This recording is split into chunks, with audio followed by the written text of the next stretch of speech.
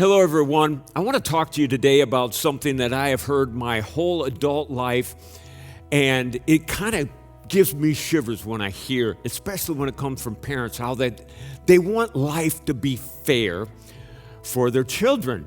And the reason it gives me shivers is because life isn't fair. Let me give you a couple illustrations. For instance, if you've watched me for any length of time, you know that I have a very large set of ears. I reference them from time to time. So if life is fair, then everybody needs to get a big set of ears. No, what we think is we want everybody to have nice little small ears pinned back to their head. It's like if one of your children has good sight, the other one needs glasses. You don't put glasses on the ones with good sight. To be fair, what you're hoping for is fairness for the one that has poor eyesight. Isn't that interesting? Sometimes that unfairness about life happens from the least expected places.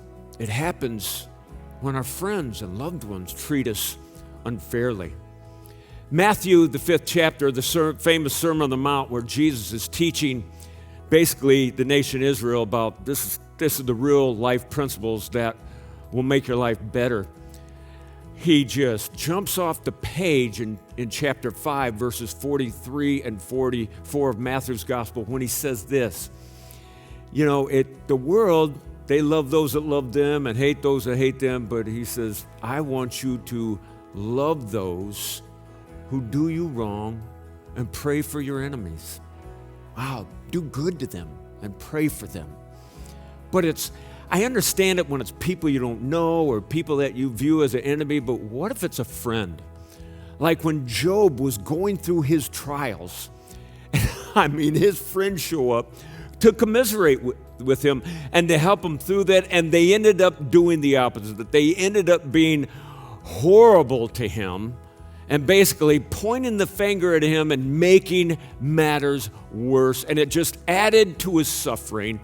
And when you're reading through Job's story, you're almost like, man, I don't like his friends. In fact, I'd never talk to these guys again. They would be off my friends list. But it tells us in Job 42:10 that after Job had an interaction with God, he had a heart change. And it says when he prayed for his friends is when God healed him.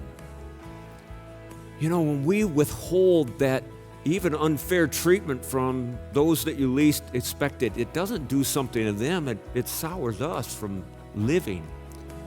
And God gives us a secret there to help us enjoy life, to let it go, to pray for those that do us wrong so that we can be free of dragging that bitterness around through life. Pray for someone that has treated you unfairly today, and see if it doesn't make your day a little bit lighter.